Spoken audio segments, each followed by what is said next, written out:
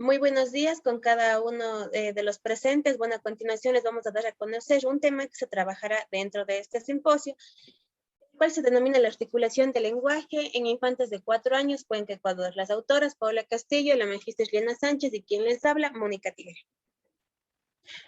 Bueno, en los últimos años, como hemos podido evidenciar, la docencia se lleva a cabo de manera distinta en nuestro país. Es por eso que se modificaron los currículos, poniendo así en práctica el plan educativo Aprendamos Juntos en Casa.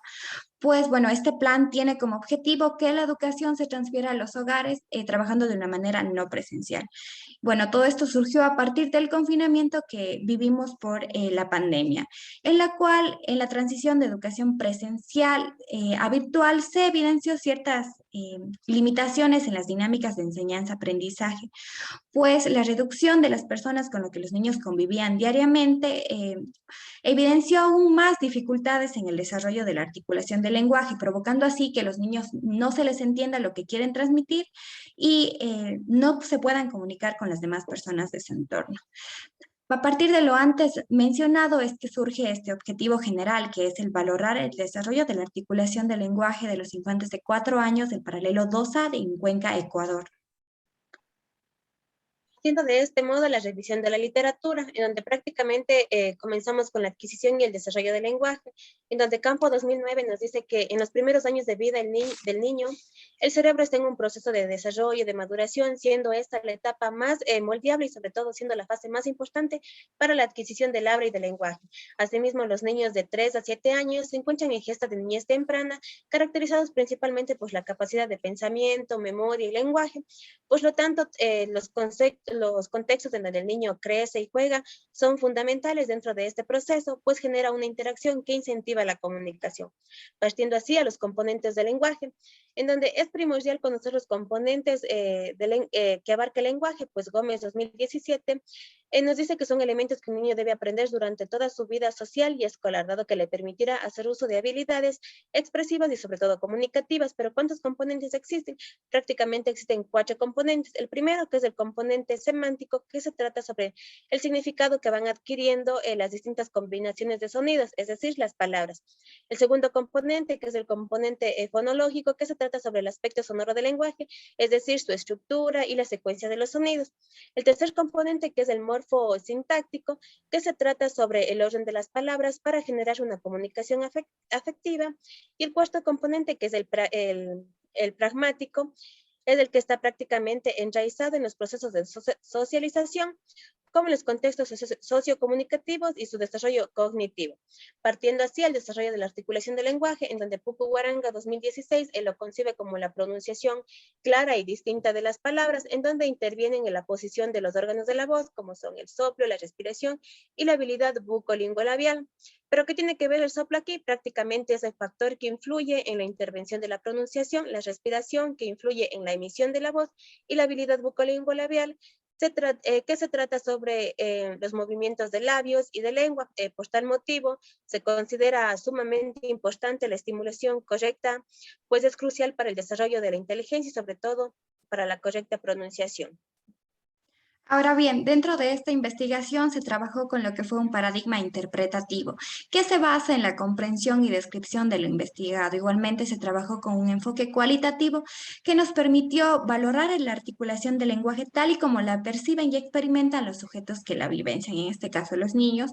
Un tipo de investigación descriptiva, pues esta se usó para describir, explicar, organizar los datos en categorías según cómo se fue construyendo el análisis, detallando así aspectos relevantes que fue generando el problema. Como método, trabajamos con un estudio de caso que nos permitió conocer y comprender la particularidad del desarrollo de la articulación en los infantes.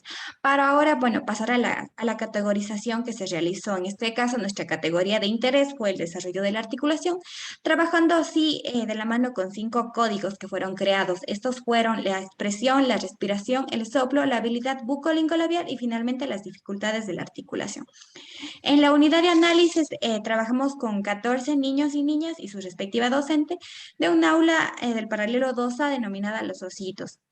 Bueno, aquí también se tuvieron en cuenta ciertos criterios de inclusión, los cuales fueron ser parte de este grupo en específico, que los niños asistan sincrónicamente a las clases que eran impartidas por la plataforma Zoom y finalmente tener el consentimiento parental para que sean parte de la investigación. De igual manera, trabajamos con tres técnicas e instrumentos de recolección de datos.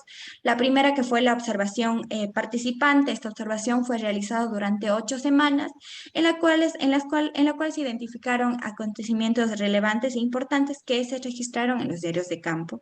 Como siguiente técnica, trabajamos con una entrevista semiestructurada que fue dirigida a las familias y a la docente, en la cual se obtuvieron datos interesantes y finalmente, como un instrumento, el diario de campo.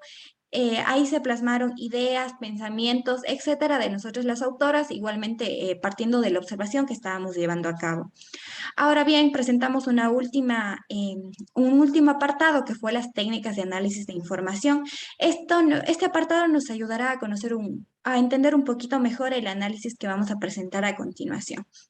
Bueno, aquí se utilizaron dos técnicas. La primera fue el análisis de contenido sistemático, que bueno, esta nos permitió interpretar todos los datos que habíamos obtenido, ya sean escritos, fotografías, videos, etcétera, lo cual nos abrió puertas a generar un nuevo conocimiento. De igual manera, una triangulación metodológica, que bueno, esta nos brindó a la investigación fiabilidad y objetividad de la interpretación que habíamos realizado anteriormente, comprobando así la similitud de información que habíamos recolectado por varios instrumentos. Pasando de este modo al procedimiento que siguió esta investigación, que prácticamente fueron tres fases. La primera, que fue la planificación, en donde se sistematizó los fundamentos teóricos de la literatura científica, se definió la situación problemática y se elaboraron los instrumentos para la recogida de información. En la segunda fase, que fue la acción, aquí se accedió prácticamente al campo y se aplicaron los instrumentos de recolección de información. Y la tercera etapa, que fue la análisis y reflexión, en donde estuvo dedicada netamente a la organización de información, a la descripción y a la constatación de resultados obtenidos. Ahora bien, antes de dar paso a lo que fueron los resultados, me gustaría explicarles un poquito de cómo se llevó a cabo este análisis.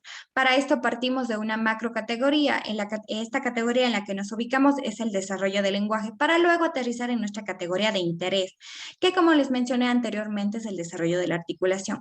A partir de esto y de luego de varias codificaciones, se obtuvieron 9 dimensiones, las cuales fueron la respiración, el soplo, la habilidad bucolingolabial, comunicación asertiva, relaciones sociales, desarrollo de la articulación, intervención, recursos, estrategias, expresión. Y después de interpretar todas estas dimensiones, se obtuvieron los siguientes resultados. Y bueno, es así que a partir de los diarios de campo, de la ficha de observación, de la entrevista a la docente y sobre todo las entrevistas de las familias, se pudo derivar que los niños presentaban mayor dificultad al momento de pronunciar la letra R. De la misma manera, se pudo observar que algunos niños intercambiaban unas letras por otras y existían algunos casos en donde las omitían completamente. Así también se pudo visualizar que existía la falta de coordinación al momento de realizar ejercicios de soplo y sobre todo de movimientos de lengua.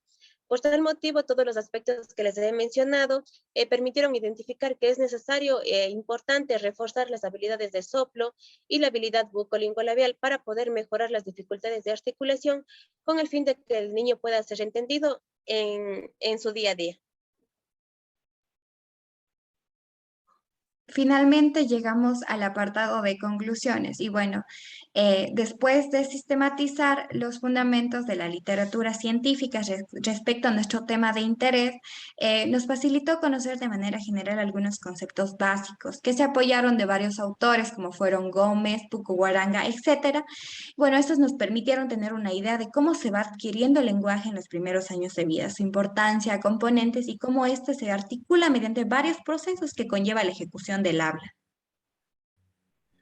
De la misma manera, se pudo concluir de manera general que esta investigación dio respuesta a nuestro objetivo general, en donde se pudo obtener que los infantes de 4 años del paralelo 2A tenían dificultades para expresarse y no se les entendía lo que querían comunicar en las clases, fundamentalmente debido a problemas como son a la ejecución de movimientos de lengua, labios, boca y soplo.